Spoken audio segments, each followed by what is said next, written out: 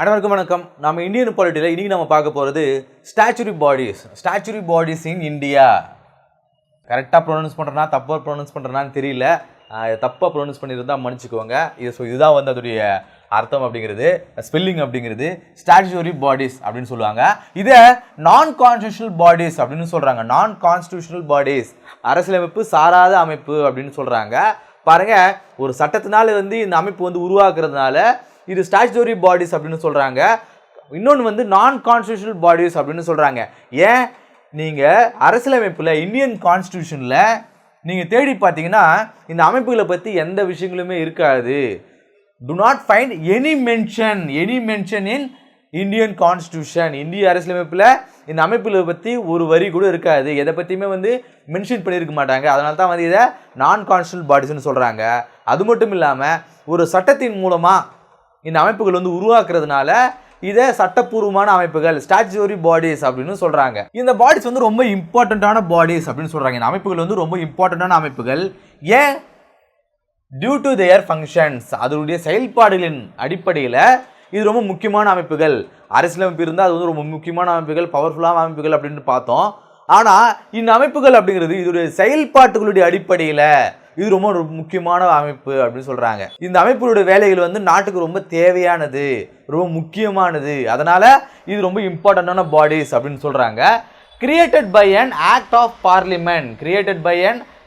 Parliament இதுதாங்க சொல்கிறாங்க. ஏன் இதுக்கு வந்து ஸ்டாச்சுரி பாடிஸ் அப்படின்னு பேர் வந்துச்சு அப்படின்னா, ஒரு சட்டத்தின் மூலமாக இந்த அமைப்புகள் வந்து உருவாக்குறதுனால இது வந்து ஸ்டாச்சுரி பாடிஸ் அப்படின்னு சொல்கிறாங்க. சட்டங்களை வந்து யார் ஏற்றுவாங்க? பாராளுமன்றம் தான் சட்டங்களை ஏற்றும். பாராளுமன்றம் அண்டு லெஜிஸ்லேச்சர் சட்டசபை, மத்திய பட்டியல், மாநில பட்டியல் இருக்கும். ஸோ அதுக்கு தகுந்த மாதிரி சட்டங்களை ஏற்றி பாராளுமன்றமும் இது மாதிரி அமைப்புகளை உருவாக்கும், சட்டசபையும் இது மாதிரி அமைப்புகளை உருவாக்கும் அப்படின்னு சொல்கிறாங்க. Created by an act of, ஒரு பில்லை, ஒரு சட்டத்தின் மூலமாக ஒரு பில்லை வந்து பாஸ் பண்ணி அதை சட்டமாக மாற்றி இந்த அமைப்புகள் வந்து உருவாக்கலாம் அப்படின்னு சொல்கிறாங்க. Derive their powers from laws made by parliament and legislature. நம்ம லாஸ்ட் கிளாஸில் பார்த்த மாதிரி கான்ஸ்டியூஷனல் பாடிஸ் என்ன சொல்லியிருப்பாங்க? Derive their powers from Indian constitution. அதோடைய அதிகாரங்கள் எங்கேருந்து பெறும் அப்படின்னா இந்தியன் கான்ஸ்டியூஷன்லேருந்து பெறும். ஆனால் நான் கான்ஸ்டியூஷனல் பாடிஸ் எதுலேருந்து பெறும்? இந்த ஸ்டாச்சுரி பாடிஸ் அப்படிங்கிறது தன்னுடைய பவர் வந்து எங்கேருந்து எடுக்கும் அப்படின்னா ஆக்ட்லேருந்து எடுக்கும். லாஸ் இந்திய பார்லிமெண்ட்டாலேயோ இல்லை வந்து ஸ்டேட் லெஜிஸ்லேச்சரையோ ஒரு லாஸ் வந்து மேடாகும் இல்லையா, ஒரு சட்டங்கள் வந்து ஈற்றப்படும் இல்லையா, அந்த சட்டங்கள் இருந்து தன்னுடைய பவர்ஸ் வந்து இந்த அமைப்புகள் வந்து எடுத்துக்கும் அப்படின்னு சொல்கிறாங்க. Derive their powers from laws made by parliament and legislature அப்படின்னு சொல்கிறாங்க. ஸோ ஸ்டாச்சுரி பாடிஸ்னால் என்ன? ஒரு சட்டத்தின் மூலமாக ஏற்றப்படக்கூடிய அமைப்பு. அதை பற்றி வந்து இந்தியன் கான்ஸ்டியூஷனில் எங்கேயுமே சொல்லியிருக்க மாட்டாங்க. அதனால் அதை நான் கான்ஸ்டியூஷனல் பாடிஸ் அப்படின்னு சொல்கிறோம். இது வந்து அதோடைய ரொம்ப முக்கியமான ஒரு அமைப்பு. ஏன்னா அதோடைய செயல்பாட்டின் அடிப்படையில் ரொம்ப முக்கியமான அமைப்பு. இது வந்து எப்படி உருவாக்க முடியும்னா பார்லிமெண்ட்டாலேயோ இல்லை ஸ்டேட் லெஜிஸ்லேச்சராலேயோ ஒரு ஆக்ட் வந்து பாஸ் ஆகி இந்த அமைப்பு வந்து உருவாக்குவாங்க அப்படின்னு பார்த்தோம். இதோடைய பவர்ஸ் எங்கே? இதோடைய பவர்ஸ் வந்து டெரைவ் தேர் பவர்ஸ் ஃப்ரம் எங்கே அப்படின்னா laws made by parliament and state legislature அப்படின்னு சொல்கிறாங்க. சரி, என்னென்ன அமைப்புகள் நான் கான்ஸ்டியூஷனல் பாடிஸ் அப்படின்னு சொல்கிறாங்க அப்படின்னா, securities and exchange board of India, செபின்னு சொல்லுவாங்க. இந்த ஸ்டாக் மார்க்கெட்டில் இருக்கிறவங்களுக்கு தெரியும் SEBI, securities and exchange board of India. SEBI act 1992 இந்த ஆக்ட் தாங்க சொல்லுது. இந்த ஆக்டெல்லாம் வந்து கொண்டு வராங்க இல்லையா. ஸோ இதில் வந்து இந்த ஸ்டாக் செபியில் இருக்குது இல்லையா. இப்போ செபியில் போயிட்டு நம்ம வந்து இந்த ஸ்டாக்கில் இருக்கிறவங்களுக்கு தெரியும், நாம் வந்து நேரடியாக போய்ட்டு அதில் இன்வெஸ்ட் பண்ண முடியாது. யாராவது ஒரு ஏஜென்ட் மூலியமாக தான் நாம் அதில் போய் இன்வெஸ்ட் பண்ண முடியும். உதாரணத்துக்கு ஏ என்ற ஒரு ஏஜென்ட் இருக்கிறாரு. இவர் ஷேர் மார்க்கெட்டில் போய் இன்வெஸ்ட் பண்ண போகிறாரு. இந்த ஏஜென்ட்டு இவருக்கு தான் நம்ம போய்ட்டு அந்த ஷேரை வந்து வாங்க முடியும். இவர்கிட்ட ஒரு ஷேர் வாங்குறோன்னு வச்சுங்களேன். இப்போ வந்து 100 ரூபா ஒரு ஷேர் இருக்குது அப்படின்னா நான் 100 ரூபா ஷேர் வாங்க போகிறேன். இவர் வந்து இந்த செபியில் வந்து ரிஜிஸ்டர் பண்ணியிருப்பார். இவர் தான் அந்த ஷேர் மார்க்கெட் ஏஜென்ட்.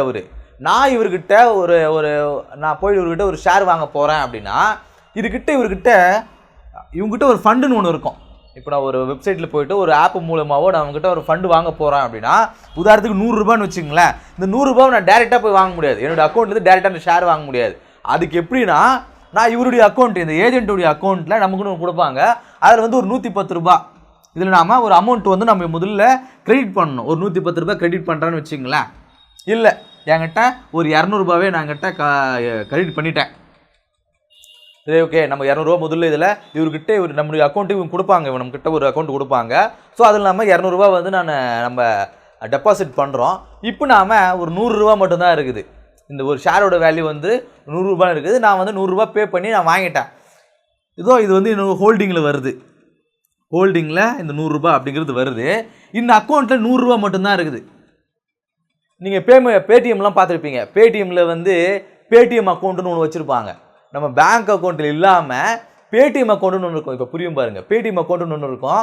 நம்மளுடைய காசு அப்படிங்கிறது அதில் போட்டு வச்சுக்கலாம். தேவையான பேமெண்ட்லாம் அது பண்ணிக்கும். நம்மளுக்கு வேலை இருக்குது, கரண்ட் பில்லாம் கட்ட முடியல அப்படின்னா நீங்கள் என்ன பண்ணுவோம், அந்த பேடிஎம் அக்கௌண்ட்டில் போட்டு வச்சுட்டிங்கன்னா அது வேறு. பேடிஎம் அக்கௌண்ட்டு வேறு, பேங்க் அக்கௌண்ட்டு வேறு. பேடிஎம்மே தனியாக ஒரு அக்கௌண்ட் வச்சுருக்கோம். நீங்கள் அதை வந்து காசு போட்டு வச்சுக்கோங்க அப்படிங்கிற மாதிரி இப்போ சொல்லியிருப்பாங்க. நிறைய ஆஃபர்ஸ்லாம் கொடுப்பாங்க, நீங்கள் பார்த்துருப்பீங்க. ஸோ அது மாதிரி இந்த ஏஜென்ட் வந்து ஒரு அக்கௌண்ட் சொல்லுவார். இந்த அக்கௌண்ட்டில் நம்ம காசு போட்டு வச்சுக்கலாம். எதுக்காக அப்படின்னா இந்த ஷேர் வாங்குறதுக்காக. இந்த ஷேர் அப்படிங்கிறது ஏறும் இறங்கும், ஒரு மாதிரி ஃப்ளக்சுவேட் ஆகிட்டே இருக்கும் இல்லையா. ஒரு ரூபா டக்குன்னு நம்ம வாங்க போகிற நேரத்தில் 10 ரூபா ஆகும், டக்குன்னு 20 ரூபா குறையும். அந்த மாதிரிலாம் இருக்கின்றதுனால இவருடைய அக்கௌண்ட்டு நான் ஃபஸ்ட்டு வந்து ஒரு 200 ரூபா கிரெடிட் பண்ணி வச்சுட்டேன். இப்போ ஷேர் நான் 100 ரூபான்னு கொடுத்து வாங்கிட்டேன். இப்போ அவர் அக்கௌண்ட்டே என்னோட 100 ரூபா அப்படின்னு இருக்குது. அவர் அக்கௌண்ட்டில் 100 ரூபாய் இருக்குது. நான் எந்த ஷேரையும் வாங்காமல் விட்டுட்டேன். அப்படியே அந்த காசு அவர்கிட்டே இருக்கும். ஆனால் இந்த ஆக்ட் என்ன சொல்லுது அப்படின்னா, இந்த காசு வந்து நீ வச்சிருக்கக்கூடாது. ஒன்று அவங்க ஷேராக வாங்கி வைக்கணும், இல்லை அவங்களுடைய அக்கௌண்ட்டுக்கு அனுப்பு. நீ அந்த காசை வாங்கி வைக்கக்கூடாது அப்படின்னு சொல்கிறாங்க. என்னுடைய காசை இவர் வச்சுக்கிறது மூலமாக இவர் அதை அவருடைய நல்லதுக்காக இன்வெஸ்ட் பண்ணுவார் இல்லையா. ஸோ அந்த காசை வந்து அவர் வந்து முறைகேடாக யூஸ் பண்ண முடியும் இல்லையா. அதன் காரணமாக நீ அந்த காசை வந்து வச்சிருக்கக்கூடாது. ஒன்று அவர் ஒரு ஷேராக வாங்கி அதை ஹோல்டு பண்ணணும், இல்லைன்னா அந்த காசை அனுப்பிடணும். 1 ரூபா இருந்தாலும் 2 ரூபா இருந்தாலும் ஷேர் மார்க்கெட்டில் இது மூலிமா இன்வெஸ்ட் பண்ணுறவங்களுக்கு தெரியும். 1 ரூபா இருந்தால் கூட அதில் வந்து வச்சுருக்க மாட்டாங்க. 2 நாள் 3 நாளுக்குள்ளே திரும்பி அதை வந்து நம்ம அக்கௌண்ட்டுக்கு அனுப்பி விட்டுருவாங்க. ஸோ இது ஷேரில் வந்து இருக்கிறவங்களுக்கு தெரியும். So securities and exchange board of India இதெல்லாம் வந்து எதுக்காக கொண்டு வராங்க, இந்த ஆக்ட் மூலிமா தான். இந்த ரெகுலேஷன்ஸ்லாம் எதுக்காக கொண்டு வராங்க, இந்த ஆக்ட் மூலிமா தான் இந்த ரெகுலேஷன்ஸ்லாம் கொண்டு வந்திருப்பாங்க அப்படின்னு நம்ம பார்க்குறோம். செபி ஆக்ட் 1992 இந்த ஆக்ட் வந்து கொண்டு வந்திருப்பாங்க. இந்த ஆக்ட் மூலமாக இந்த பாடியை வந்து உருவாக்கியிருப்பாங்க. அதன் பிறகு நேஷனல் ஹியூமன் ரைட்ஸ் கமிஷன், மனித உரிமைகள் ஆணையம் அப்படிங்கிறத protection of human rights act, இந்த ஆக்ட் மூலமா 1993 கொண்டு வந்திருப்பாங்க. இந்த ஆக்ட் மூலமா இந்த அமைப்பு வந்து உருவாக்கியிருப்பாங்க. அதே போல national commission for women's act 1990 கொண்டு வந்திருப்பாங்க. இதன் மூலமா நேஷனல் கமிஷன் ஃபார் உமன் அப்படிங்கிற இந்த அமைப்பு உருவாக்கியிருப்பாங்க. அதே பிறகு சென்ட்ரல் விஜிலன்ஸ் கமிஷன் ஆக்ட் 2003 இந்த ஆக்ட் மூலமா, இந்த சட்டத்தின் மூலமா சென்ட்ரல் விஜிலன்ஸ் கமிஷனை உருவாக்கியிருப்பாங்க அப்படின்னு சொல்றாங்க. அடுத்ததா காம்படிஷன் ஆக்ட் 2002 அப்படிங்கிற இந்த ஆக்ட் மூலமா காம்படிஷன் கமிஷன் ஆஃப் இந்தியா அப்படிங்கிற இந்த அமைப்பு வந்து உருவாக்கியிருப்பாங்க. ஸோ இந்த அமைப்பில் நம்ம தனித்தனியாக பார்க்க போகிறோம். ஃபியூச்சரில் என்னென்ன அமைப்புகள் அப்படிங்கிறத மட்டும் தெரிஞ்சுக்கோங்க. ஸோ இதுவே போதுமானது. ஒவ்வொரு அமைப்பு பற்றியும் நாம் விரிவாக ஒரு கிளாஸில் நம்ம பார்ப்போம். ஸோ இந்த கிளாஸில் நாம் ஸ்டாச்சுவரி பாடிஸ் இன் இந்தியா, நான் கான்ஸ்டியூஷனல் பாடிஸ்னால் என்ன அப்படிங்கிறத இந்த கிளாஸில் பார்த்தோம். அடுத்த கிளாஸை சந்திப்போம். நன்றி.